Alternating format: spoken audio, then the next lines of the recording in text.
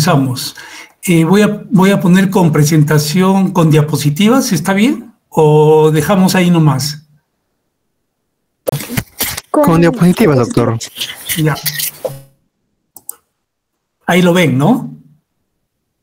Sí, doctor. Sí, doctor. Perfecto. Entonces vamos a comenzar con cáncer renal.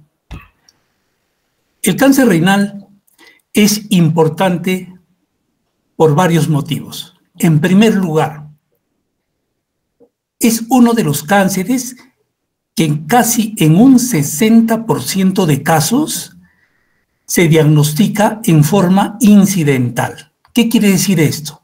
Que el paciente no tiene ninguna molestia, no tiene ningún síntoma, no tiene dolor, no tiene sangrado, no tiene nada. Por un chequeo X le hacen una ecografía y encuentran una tumoración renal. De ahí vienen ya los exámenes complementarios como la tomografía y se hace un diagnóstico de cáncer renal. 60% de casos se diagnostican de esta forma. Segundo lugar, la primera opción y la principal opción de tratamiento es la cirugía. No es como en otros cánceres que le hace bien la quimioterapia, que le hace bien la radioterapia. No es así. Acá la cirugía es mandatoria. Hasta hace pocos años no había otra medicina para el cáncer renal que no sea la cirugía. Ahora ya han salido algunas medicinas como son los antiangiogénicos o como son los inmunoterápicos que actúan en cáncer renal. Por eso es que es importante el conocimiento del cáncer renal. A nivel mundial es la 7ª causa de muerte, un poquito más frecuente en hombres que en mujeres, y se presenta generalmente después de los 60 años. Hay 3 factores de riesgo muy importantes. ¿Y por qué son importantes? Porque son modificables. ¿Cuáles son? Tabaco, obesidad e hipertensión. Esos 3 factores se pueden modificar y con eso se disminuye el riesgo de cáncer de riñón. Hay otros factores de riesgo, por ejemplo, a nivel de herencia, la enfermedad de von Hippel-Lindau. Vamos a estudiar que hay un gen importante en el cáncer renal, justamente es el gen de von Hippel-Lindau. Este gen, cuando está mutado, hace que en la zona del tumor se incremente la formación de vasos sanguíneos, o sea, se incrementa la angiogénesis. Esa es la característica del cáncer de riñón. Es por eso que luego de varios años que han pasado de estudio, ¿no?, en el tratamiento de cáncer renal metastásico, surgen los antiangiogénicos, que ya lo vamos a ir viendo, ¿no? ¿Dónde son las metástasis más frecuentes? En pulmón, hueso, hígado y ganglios linfáticos. Acá se pone que más del 50% son detectados mediante ecografía en forma incidental. Les puedo asegurar que se llega hasta un 60%. Los síntomas, como le dije, en general asintomáticos. Ustedes van a revisar sus libros, van a revisar su bibliografía y van a encontrar una triada en cáncer de riñón, que es dolor lumbar, hematuria y masa palpable o tumor palpable. Pero esto se encuentra pues solamente en un 10% y cuando el cáncer ya está completamente avanzado, ¿ya? En general asintomáticos. Ahora, hay unos síntomas que se pueden presentar. ¿Por qué? Porque el tumor, así sea chico o sea grande, puede formar citoquinas. Y estas citoquinas son la causa de síntomas o síndromes paraneoplásicos. ¿Cuáles son ellos? La fiebre, hipercalcemia, policitemia, y hay un síndrome, el síndrome de Stafford, que hay una disfunción hepática no metastásica, ¿ya? Funcionan mal el hígado, las enzimas se disparan y no hay metástasis en el hígado. Una vez que sale la tumoración, este síndrome desaparece. Son síntomas paraneoplásicos producidas por citoquinas que las produce el mismo tumor. El diagnóstico, todo se inicia con una ecografía, que nos habla de una masa en el riñón, ¿no? La ecografía es muy buena para diagnosticar masa o quiste, ¿no? Hay algo en el riñón que puede ser un quiste, que es una tumoración llena de agua, o puede ser una masa, ¿ya? Una vez hecho el diagnóstico ecográfico, pasamos a la tomografía, que es el examen de elección para el diagnóstico de cáncer de riñón. Se pide una tomografía con contraste y sin contraste. Al tomarle con contraste y sin contraste, siempre se le pide al radiólogo que realice la medida de las unidades Hounsfield de la tumoración. ¿Qué son las unidades Hounsfield?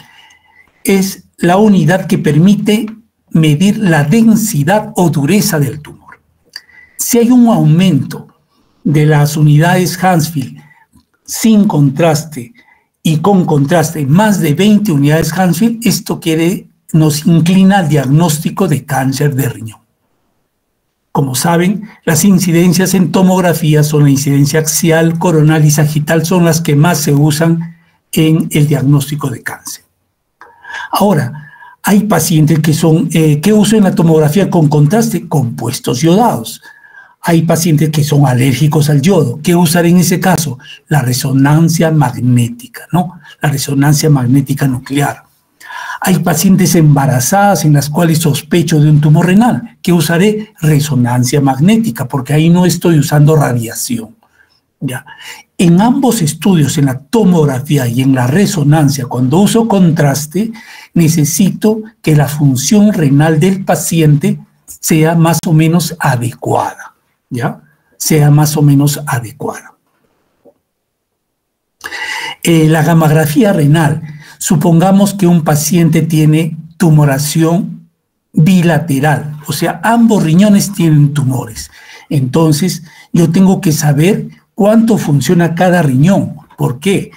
Porque de repente en uno voy a tener que sacar todo el riñón, en el otro tengo que hacer una parcial, o de repente en ambos tengo que hacer nefrectomías parciales. Entonces, para eso es determinante saber la función de cada riñón. También es importante que sepan que el cáncer de riñón tiene la particularidad de formar, algunos casos, trombos venosos, principalmente en la vena renal y en la vena cava. ¿Cómo hago el diagnóstico de los trombos venosos? Tengo que ver la altura del trombo, o sea, si está en la vena renal, llega hasta la vena cava. Si está en la vena cava, está debajo del hígado, detrás del hígado o está encima del diafragma. Ustedes saben que la vena cava llega hasta el corazón, ¿no? Entonces tengo que saber hasta dónde está el nivel del trombo. ¿Qué examen voy a solicitar? Voy a solicitar angiotomografía o angioresonancia. ¿Cuál es mejor? Es mejor la angioresonancia. ¿Por qué?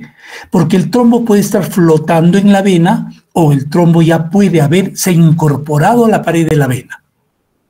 La angioresonancia me permite determinar si el trombo ha invadido la pared de la vena, lo cual la tomografía, o sea, la angiotomografía no me permite hacer esa disquisición diagnóstica. ¿Es necesario la biopsia en cáncer de riñón? No es necesario, no es necesario. Pero ¿se hace? Sí se hace. ¿En quiénes? Predominantemente en lo que llamamos masa renal pequeña. ¿Cuál es la masa renal pequeña? La que tiene menos de 3 centímetros. ¿Y por qué le tengo que hacer biopsia en esos casos? Por varios motivos. Uno, hay hasta un 20 a 25% de masas renales pequeñas que aún con características tomográficas de tumoración maligna pueden ser benignas. Hay hasta un 25% de masas renales pequeñas que son benignas.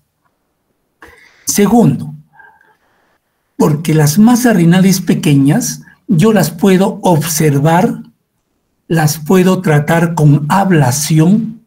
¿Qué es la ablación? Es la destrucción de la tumoración, ya sea con calor o con frío. Estamos hablando de radiofrecuencia o crioterapia.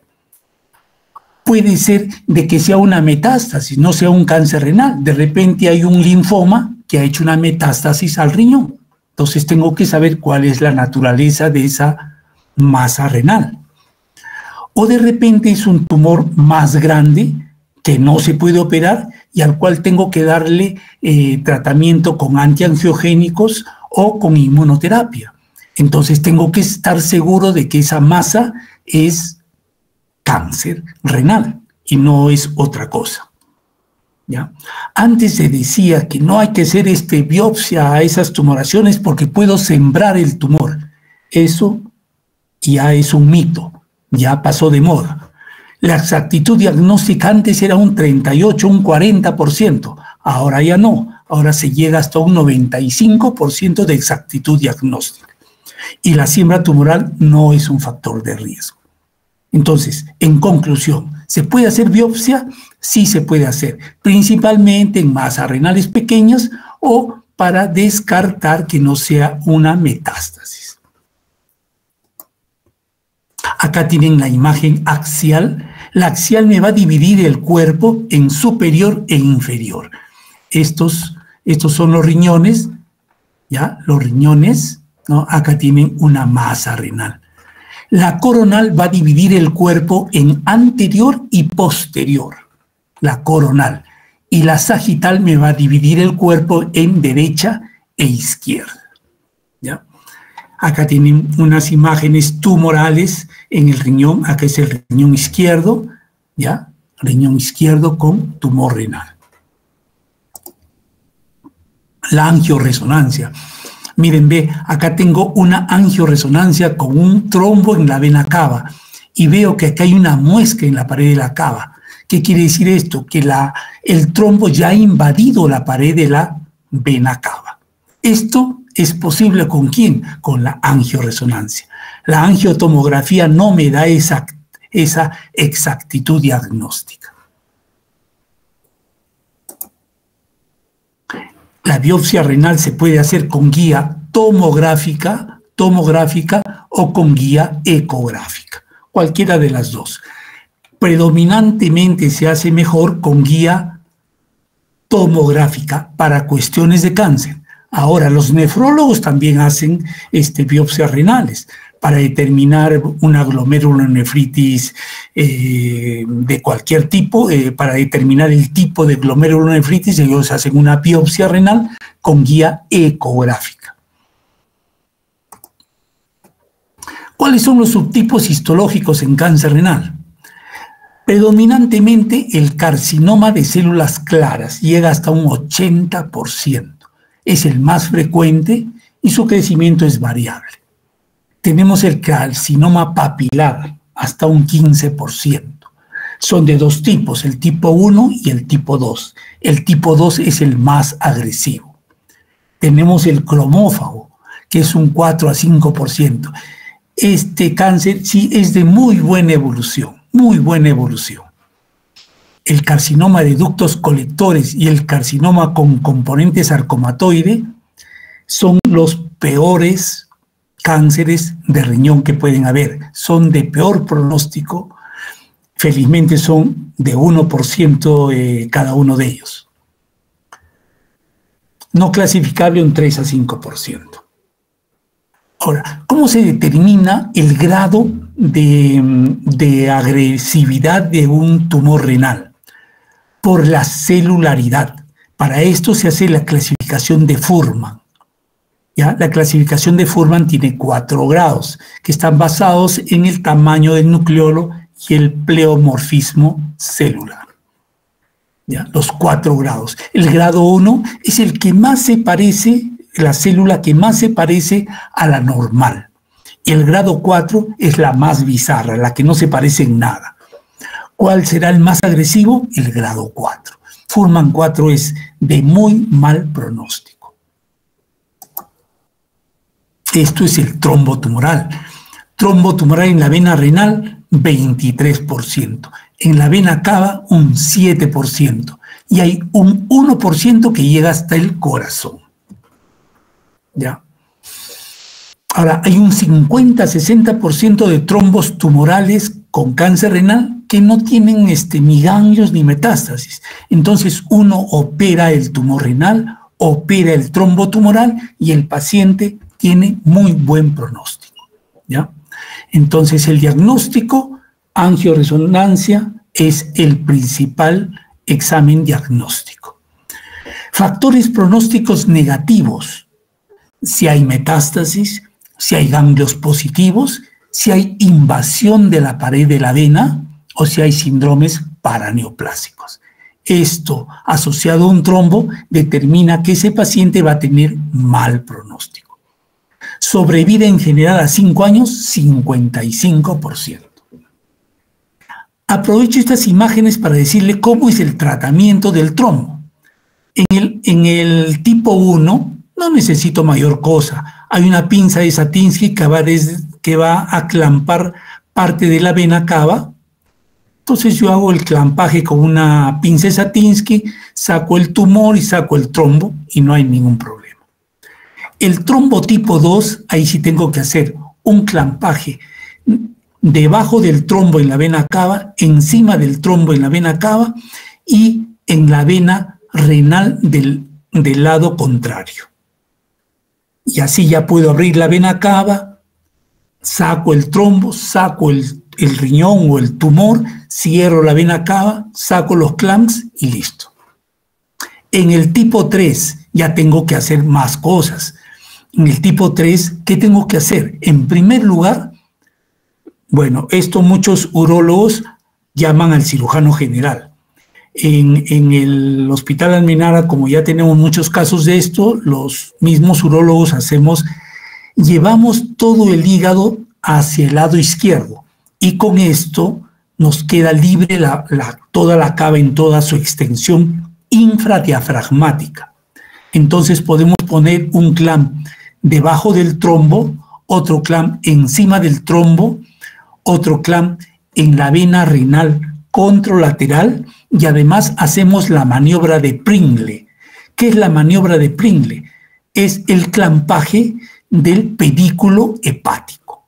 Y con eso podemos abrir con tranquilidad la vena cava, sacar el trombo y hacer el tratamiento del tumor y del trombo. Ya cuando está por encima del diafragma, que es el trombo tipo 4, ¿no? Si solamente está en la parte torácica, tengo que llamar al cirujano de tórax. Y si llega hasta el corazón, ya tendrá que venir el cirujano cardiovascular. Muchos de estos casos, ¿no? Cuando llega hasta el corazón, incluso tienen que hacer la cirugía con circulación extracorpórea. Acá está, todo lo que hemos hablado está resumido en este cuadro. ¿Ya? Y ahí viene la clasificación o el estadiaje del cáncer de riñón. Y para eso tenemos el TNM, donde T es el tumor, N ganglio y M la metástasis.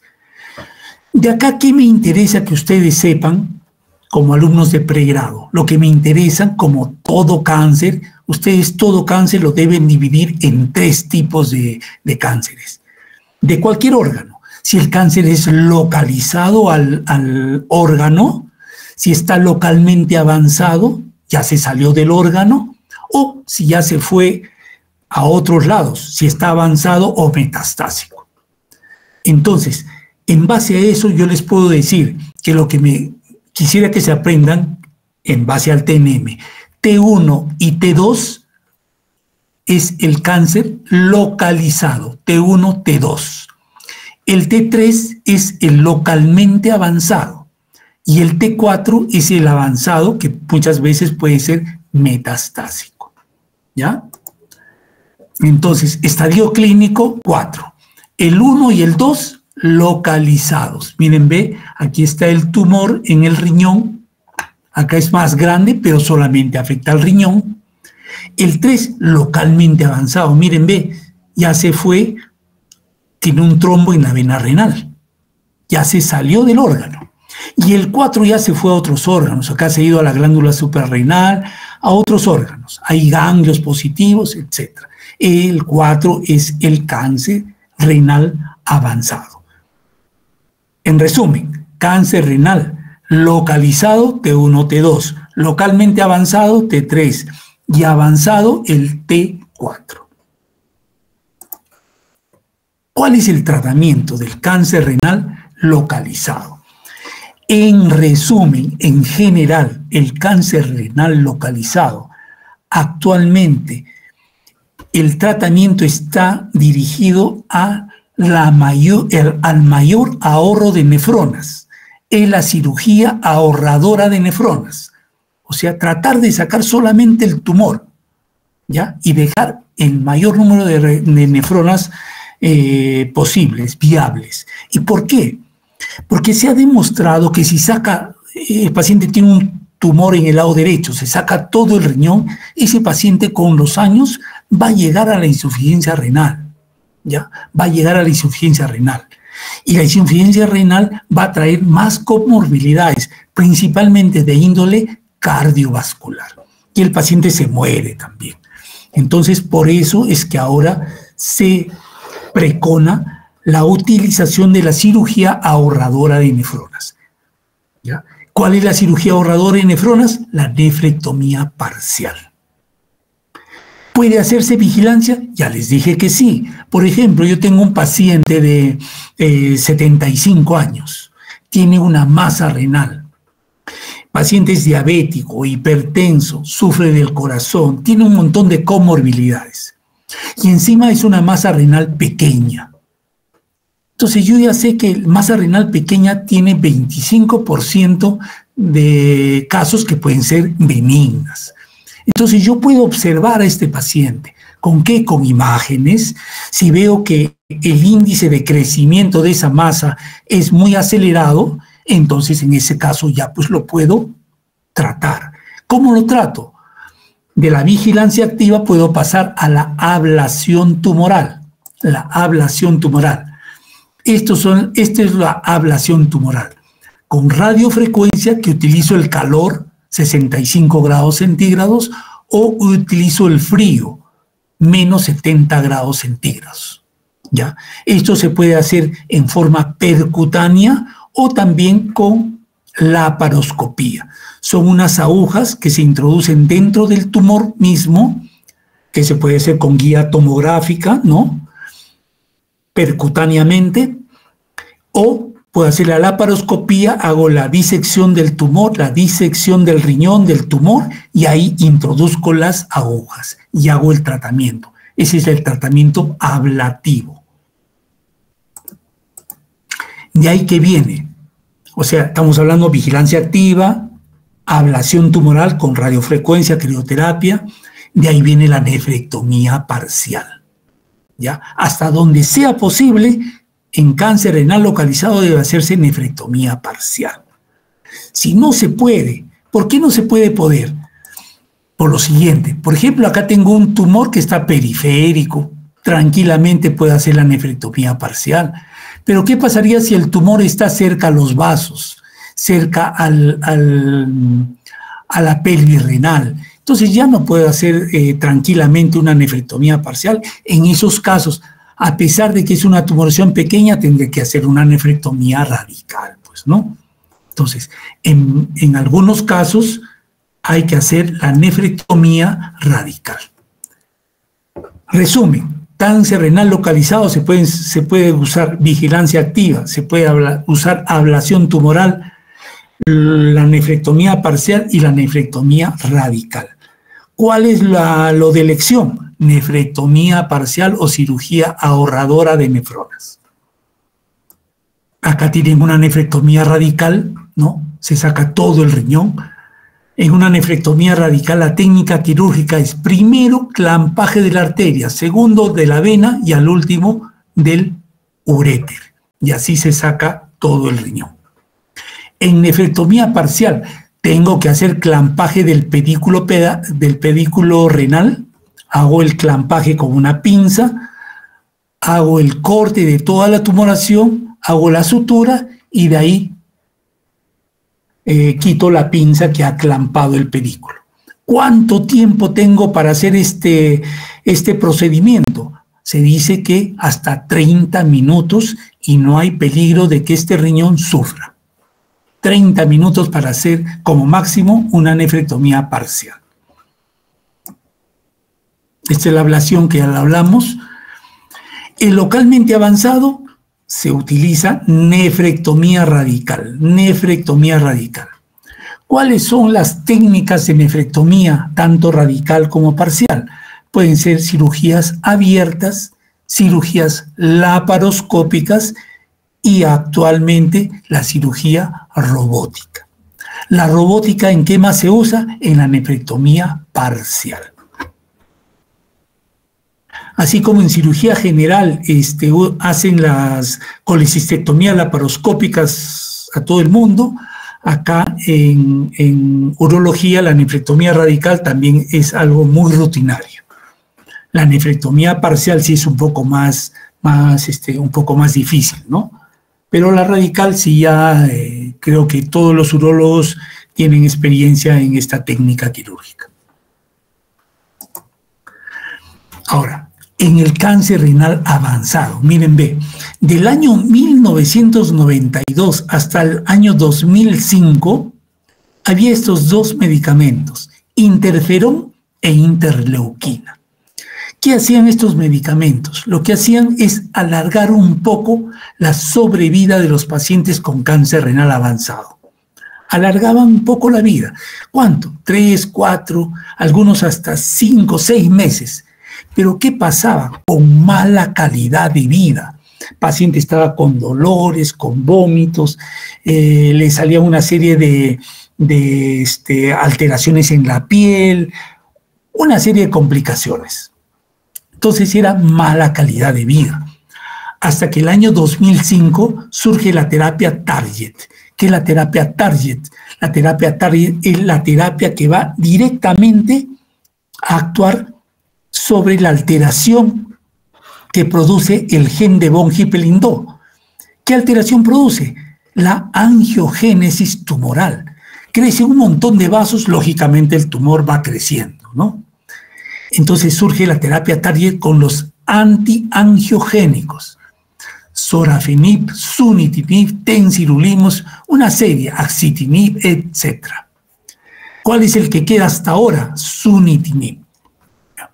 Pero ¿qué pasaba? Surgió el 2005, más o menos hasta el 2014, ¿no? Pero ya se vio ya que a medida que se seguía usando estos compuestos, se vio que había ya resistencia en el tratamiento a la tumoración. ¿Por qué? Porque los genes van mutando, ¿ya? Van mutando. Entonces, ya muchas veces se hacían resistentes a este tratamiento. Hasta que el 2015 surge la nueva inmunoterapia. ¿Por qué nueva? Porque el interferón y la interleuquina también son inmunoterápicos, pero son los antiguos. La nueva inmunoterapia con el nivolumab, el pembrolizumab, el ipilimumab, etc. ¿Ya? Es la nueva inmunoterapia. ¿Cuál es la característica de la nueva inmunoterapia? Que va a actuar sobre nuestro sistema inmunológico, va a despertar nuestro sistema inmunológico, lo despierta. Al despertarlo, nuestro propio sistema inmunológico va a actuar sobre el cáncer. ¿Entienden? El mismo sistema va a actuar sobre el cáncer. Muchas veces se combina inmunoterápico actual con antiangiogénicos, como el nivolumab más cabozantinib, con el everolimus más el levantinib, el pembrolizumab con el axitinib, el avelumab con el axitinib, etc. Entonces, actualmente, la nueva inmunoterapia está dando resultados realmente asombrosos en cáncer renal avanzados. Hay una sobrevida prolongada y con buena calidad de vida. ¿Cuál es el efecto por el cual no se puede usar en todos los pacientes? ¿Cuál será? Lo económico, que son demasiado caros. Un tratamiento con nivolumab e ipilimumab que va muy bien en los pacientes con cáncer renal avanzado. Mensualmente el paciente tendría que gastar más o menos unos 45 mil soles mensualmente. Nadie lo va a resistir, a menos que el paciente tenga un buen seguro médico, ¿no? Esto sí está de moda o está en el boom en los países desarrollados como en Europa, en Estados Unidos, ¿no? Y sin ir muy lejos, en Argentina, debido a su buen sistema de salud, a la gran cantidad de trabajos científicos que hacen, ellos tienen disponible tanto la terapia TARGET como la nueva inmunoterapia. Entonces, en muchos argentinos están probando estos inmunoterápicos, entonces ellos tienen la capacidad de poder emplear ellos en sus pacientes. Si bien están haciendo trabajos, pero están sanando muchos pacientes o prolongando la vida de muchos pacientes con cáncer renal avanzado. Ahora, ¿un cáncer renal avanzado se podrá operar? Antes se decía que no, pero el 2009 un canadiense, el doctor Hen, ¿no?, dijo, hay que ver los factores pronósticos en cáncer renal avanzado. Y estos son los factores pronósticos: hemoglobina por debajo del límite normal, calcio mayor de 10, el tiempo del diagnóstico al inicio del tratamiento que sea menor de 1 año, el Karnofsky menor de 80, o sea, el estado funcional del paciente, las plaquetas mayor del límite superior normal, los neutrófilos mayor del límite superior normal. Si el paciente no tiene ninguno de estos ítems, 0 factores, bajo riesgo. 1 a 2 factores, riesgo intermedio. Más de 2 factores, alto riesgo. Entonces se ha visto que un cáncer renal avanzado de bajo riesgo, así sea metastásico, sacas el tumor renal, haces tratamiento de la metástasis, ya sea quirúrgica, con ablación o con radioterapia, y el paciente tiene buena sobrevida. Esto es lo que se ha visto en cáncer renal avanzado. Entonces, cáncer renal avanzado antes se decía, no, ya ese paciente con metástasis ya no se opera. Ahora sí, se opera siempre y cuando sea un paciente de bajo riesgo. En ese caso sí se opera. Estos son los tratamientos del cáncer renal avanzado. No es necesario que se lo aprendan, pero sí que sepan que se usan los antiangiogénicos y los nuevo-inmunoterápicos, ¿ya? Antiangiogénicos y los nuevo-inmunoterápicos. El TKI, ¿qué cosa es? El TKI son los antiangiogénicos. El IO son los nuevo-inmunoterápicos. Puede ir un TKI solo, inhibidor de la tirosinquinasa, puede ir combinado, pueden ir 2 nuevos inmunoterápicos, etc. Entonces, esa es la famosa combinación de tratamientos, ¿no? Incluso ahorita está en boga, ya va a salir más, a fines del 2024 sale el resultado del estudio del triplete, ya no solamente de la dupleta de tratamientos, sino del triplete: nivolumab, ipilimumab y cabozantinib. Son 2 inmunoterápicos más un antiangiogénico. Y hasta el momento está yendo muy bien, pero es sumamente caro y además los efectos colaterales también son un poquito severos, ¿no? Severos al inicio del tratamiento. Bueno, este es un resumen en un cuadro sinóptico de lo que se usa. Esto es lo que liga la terapia antiangiogénica. Acá están los nombres para que sepan, ¿no? Esto más que todo para que tengan conocimiento. Lo importante es que sepan que ahorita hay tratamiento para el cáncer renal metastásico. ¿Con qué? Con los antiangiogénicos y con la nueva inmunoterapia. Eso es lo importante que quiero que quede de esto. Este es un cuadro sinóptico ya antiguo, pero que todavía está presente en nuestros estudios. ¿Cuál es la sobrevida? Cáncer renal localizado, estadio 1, 81%, estadio 2, 74%, pero mire, el cáncer renal metastásico, sobrevida 5 años, 8%. Esto es sin la terapia actual, o sea, sin los nuevos inmunoterápicos, porque con eso la sobrevida se ha elevado. Entonces, señores alumnos, ¿qué es lo que quiero que tengan presente de esto? De cáncer renal. 1. Lo principal, tratamiento quirúrgico. Segundo, ¿hay tratamiento en cáncer renal avanzado? Sí lo hay ahora. Antiangiogénicos y los nuevos inmunoterápicos. ¿Cuál es la desventaja? El costo, o sea, lo económico. Factores de riesgo, 3 principales: hipertensión, obesidad, tabaco. Son modificables. Otro, 3 tipos de cáncer: localizado, localmente avanzado y metastásico. Localizado se puede vigilar porque hay hasta un 25% de masas renales pequeñas que son benignas, ¿ya? 25% que son benignas. Se puede hacer ablación tumoral. ¿Con qué? Con radiofrecuencia, que es calor, o crioterapia, que es frío.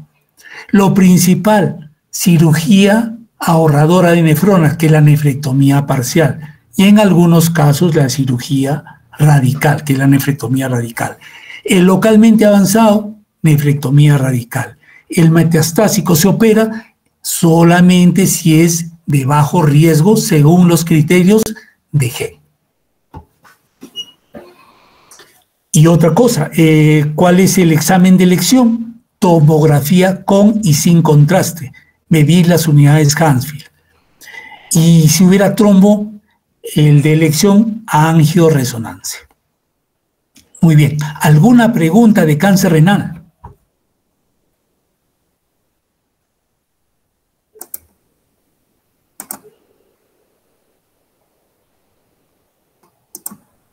¿Ninguna pregunta?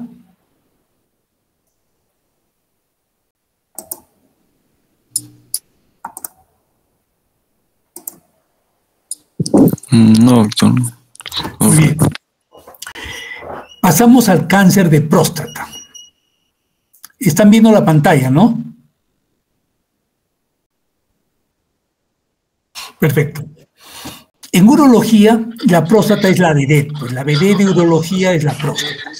La próstata tiene 3 enfermedades: la prostatitis, más común entre los 20 y 40 años, la hiperplasia benigna de próstata a partir de los 45, 50 años, y el cáncer de próstata un poquito más adelante, a partir de los 60 años.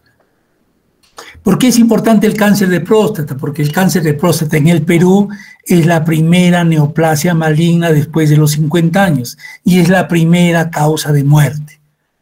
Factores de riesgo, lo más importante es la edad, la herencia, ¿no? Si el papá de un paciente tiene cáncer, o de una persona tiene cáncer de próstata, el riesgo en el hijo aumenta 1 a 3 veces. Y si además tiene un hermano con cáncer de próstata, el riesgo puede aumentar hasta 11 veces. Más frecuente en la raza negra, menos frecuente en los asiáticos. Mucho se ha hablado de sustancias que van a prevenir el cáncer de próstata. Ninguno ha demostrado claros beneficios. Se ha hablado de la vitamina E, el selenio, la finasteride, una serie de cosas. El tomate, el licopeno, etc. Pero ninguno ha demostrado claros beneficios. ¿Dónde nace el cáncer de próstata? Zona periférica, más del 70%. Es por eso que cuando ustedes hacen tacto rectal pueden localizar alguna tumoración cancerígena de próstata. ¿Dónde nace la hiperplasia benigna de próstata? Zona transicional. Ahora, ¿cuándo empieza el chequeo prostático? El chequeo prostático generalmente comienza a los 50 años, salvo si el paciente tiene factores de riesgo, como papá o hermano con cáncer de próstata, debe comenzar antes. ¿Qué se hace? Tacto rectal y lo principal, un dosaje de antígeno prostático específico, que es el PSA. Pues bien, ¿en quiénes voy a indicar biopsia de próstata? ¿O en quiénes voy a decir este paciente puede tener un cáncer de próstata? En primer lugar, tacto rectal anormal. ¿Qué será un tacto rectal anormal? Normalmente uno hace el tacto rectal, va a palpar la próstata tiene que ser blanda, tiene que tener la consistencia y la punta de la nariz. Si encuentra algo duro, eso es un tacto rectal anormal. Una dureza es la anormalidad del tacto.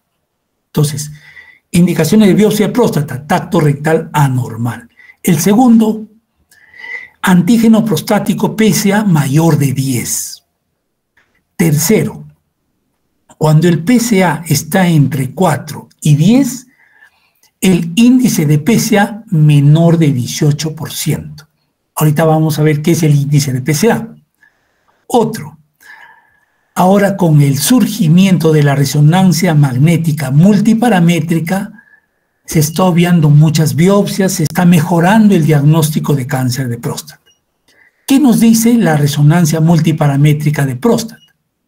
Nos dice, bueno, esta próstata tiene un nódulo en tal sitio y ese nódulo está clasificado en 1, 2, 3, 4 o 5. Y estamos hablando de esta clasificación. PIRATS 1, 2, 3, 4 o 5. Si el radiólogo me dice es un PIRATS 1 o PIRATS 2, yo diré ese paciente no tiene cáncer. Es un proceso inflamatorio. Si tiene 3, hay duda. Si tiene 4 y 5, tengo que hacer biopsia. ¿Y qué hago en la duda? En la duda hago la densidad del PSA. Entonces, si yo veo las indicaciones de biopsia de próstata, hay dos dudas, ¿no?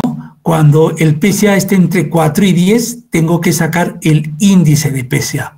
¿Cómo saco el índice de PSA? Dividiendo el PSA libre entre el PSA total por 100. Si este índice es menor de 18%, tengo que hacer biopsia. Y si tengo un PIRATS 3, tengo que sacar la densidad del PSA. Y si la densidad del PSA es mayor de 0,15, tengo que hacer biopsia. ¿Y cómo saco la densidad del PSA? Dividiendo el PSA total entre el volumen prostático. PSA total entre el volumen prostático. Si es mayor de 0,15, biopsia prostática, para descartar cáncer. Ahora, ¿cómo hago la biopsia? Hasta hace poco tiempo la indicación era biopsia ecodirigida transrectal. O sea, con el ecógrafo se introducía el catéter del ecógrafo en el recto, ¿no? A través de este monitor se introducía una aguja por el recto hacia la próstata y se hacía la biopsia. Se sacaban 6 muestras del lado derecho, 6 muestras del lado izquierdo, tanto de la base, del tercio medio y del ápex. El ápex es el que está a continuación de la uretra peniana, ¿ya? La base es la que está cercana a la vejiga. Entonces tengo que hacer 6 muestras del lado derecho, 6 muestras del lado izquierdo. Pero, ¿qué pasaba? Como yo lo hacía a través del recto, ¿no? A través del recto, ¿qué pasaba? Mucha infección, porque por el recto se eliminan las heces. Entonces, muchas veces estos pacientes llegaban a sepsis y ha habido muerte por biopsias transrectales de próstata. Por eso surge la biopsia perineal, con guía ecográfica. Se sigue introduciendo el ecógrafo por el recto para ver la próstata, pero la aguja ya ingresa en el punto medio entre el nacimiento de los testículos y el recto. Punto medio, por ahí ingresa la aguja para sacar igualito 6 muestras del lado derecho, 6 muestras del lado izquierdo. Ahora, esto se puede hacer de manera cognitiva o por fusión. ¿Qué significa esto? Yo para hacer la biopsia ahora, con biopsia perineal, pido una resonancia multiparamétrica. Entonces la resonancia multiparamétrica me va a decir, ¿sabe qué? Este paciente tiene un nódulo en la base derecha, en la base derecha, en la zona periférica de la base derecha. Entonces yo mirando la placa de la resonancia, introduzco mi aguja y busco la base derecha. Y ahí saco varias muestras. De ahí hago la biopsia de toda la próstata también, pero de la base derecha saco más muestras. Eso es la biopsia cognitiva. Y la biopsia fusión, esto es diferente. Hay un aparato, que es un aparato especial, es un ecógrafo especial, ¿ya?, que va a permitir la fusión de imágenes de la resonancia con la ecografía. Permite la fusión de las imágenes de la resonancia con la ecografía. Entonces yo, al introducir el ecógrafo, estoy viendo imágenes de resonancia. Entonces yo veo esta imagen, la veo clarita, y ahí introduzco mi aguja. Esa es la técnica fusión. Entonces, ¿qué está en boga ahorita? Ahorita está en boga la biopsia perineal. Ustedes dirán, sí, la fusión es la mejor. Yo también pensaba eso, pero se han hecho una revisión sistemática y metaanálisis comparando la biopsia cognitiva con la biopsia fusión. Y se ha llegado a la conclusión de que no hay diferencias significativas en el diagnóstico. No hay diferencias significativas. Entonces, mientras que una biopsia fusión me cuesta en la clínica internacional que la tienen, está costando más o menos 15 a 16 mil soles, una biopsia cognitiva me está costando 2.500 soles. Esa es la diferencia. Pues bien, ¿qué me va a decir la biopsia? Me va a dar un diagnóstico histológico. Me va a decir, es un adenocarcinoma, es una proliferación acinar pequeña y atípica, no es cáncer, es un PIN de alto grado. ¿Qué es el PIN? Neoplasia intraepitelial de alto grado. Tampoco llega a ser cáncer. Es un tejido inflamatorio, o sea, una prostatitis, o es un tejido normal. ¿Ya? ¿Qué nos interesa de acá? Que me digan es un adenocarcinoma. Y así como en cáncer de riñón, ¿no?, tengo la gradación de las células, ¿no?, en próstata también tengo la graduación de las células prostáticas por el sistema Gleason. Hay Gleason 1, 2, 3, 4 y 5. Se ha visto que el Gleason 1 y Gleason 2 no constituyen cáncer. Cáncer se empieza a referir a partir de Gleason 3, 4 y 5. Gleason 3 es el que más se parece a una célula normal y el Gleason 5 es el que menos se parece, el más bizarro. Pero el patólogo, al examinar un campo microscópico, ve qué células predominan. De repente es un Gleason 3. Ya, y dice, y en segundo lugar predomina el Gleason 4, por decir, ¿no? Tiene que dar dos valores. De repente el campo microscópico es Gleason 3. Entonces el patólogo va a decir Gleason 6, 3 más 3. De repente predomina el 3 y en segundo lugar el 4. El patólogo va a decir Gleason 7, 3 más 4. Pero también hay un Gleason 7, 4 más 3, donde el Gleason 7, 4 más 3 es de peor pronóstico, porque predominan las células más agresivas. ¿Ya? Entonces, solamente por el Gleason, ¿ya?, puedo dividir el cáncer de próstata en bajo riesgo, riesgo intermedio y alto riesgo. Bajo riesgo, ¿quién es? Gleason 6. Riesgo intermedio, Gleason 7. Y alto riesgo, Gleason 8, 9 y 10. Incluso hay una clasificación un poquito más completa.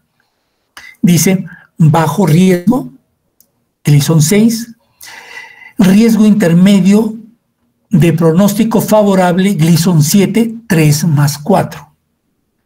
Después viene el Gleason 7, que es riesgo intermedio de evolución desfavorable, que es Gleason 7, 4 más 3. De ahí viene alto riesgo, Gleason 8. Y de ahí viene muy alto riesgo, Gleason 9 y Gleason 10. Entonces ya saben ahí la gradación por Gleason. ¿Cuáles son las histologías de peor pronóstico? El intraductal, el coloide y el carcinoma de células pequeñas o neuroendocrino. Este es el de peor pronóstico. El de peor pronóstico. Esto es lo que les hablaba la clasificación ISUP, ¿no? Grupo 1, Gleason 6. Grupo 2, Gleason 7, 3 más 4. El 3, 4 más 3. El 4 es el Gleason 8. Y el 5 es el Gleason 9 y 10. Ya. ¿Cuál es el de peor pronóstico? El ISUP 5. Esto ya es mucho más, más detallado la clasificación de riesgo. Bueno, acá ya se usan que en una biopsia cuántos cilindros son positivos, cuántos no, etcétera, ¿no? Esto ya más que todo para los urólogos oncólogos. Pues bien, el patólogo ya me dio el diagnóstico, me ha dado el nombre, me ha dado el apellido. Me ha dicho, es un adenocarcinoma Gleason tanto.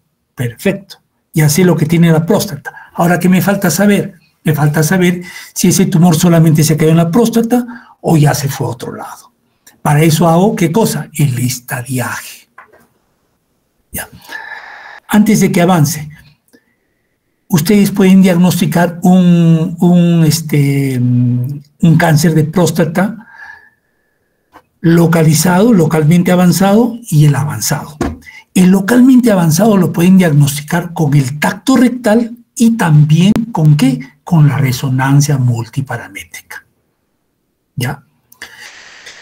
Entonces, en el estadiaje, ¿cómo se hace? Con imágenes convencionales, se dice. Radiografía de tórax, tomografía abdominopélvica y gammagrafía ósea. Son imágenes convencionales. Hasta ahora, eso es lo que nos dicen las guías. Entonces, con eso voy a saber si ya el cáncer de próstata es un cáncer avanzado o metastásico, ¿no? ¿A dónde se va? El primer lugar, ¿a dónde se va? Después de los ganglios. El cáncer de próstata se va al hueso. Por eso es importante la gammagrafía ósea. Pero ahora los nuevos estudios nos están diciendo que estas imágenes convencionales me dan muchos falsos diagnósticos, o falsos positivos o falsos negativos, ¿no? Entonces ya no hay mucha confiabilidad en esto. Es por eso que están surgiendo las nuevas imágenes. ¿Cuáles son ellas? La resonancia magnética de cuerpo entero, ¿ya? Que es mejor que una gammagrafía ósea. Y lo mejor ahorita es el PET-PSMA. ¿Qué es el PET? PET-CT deben haber escuchado ustedes. El PET-CT es la combinación de imágenes tomográficas con resultados metabólicos. Por ejemplo, me da el informe de que hay un cáncer de próstata por las imágenes, ¿no? La próstata está alterada, pero además me dice que en la vértebra número en C6 o en D1 y D5, por decir, ¿no? Hay aumento del metabolismo. Si hay aumento del metabolismo en esas dos vértebras, ¿qué significa eso? Si hay aumento del metabolismo, ¿qué quiere decir? De que hay aumento de la duplicación o replicación celular. ¿Y cuándo hay aumento de eso? Cuando hay metástasis. Entonces,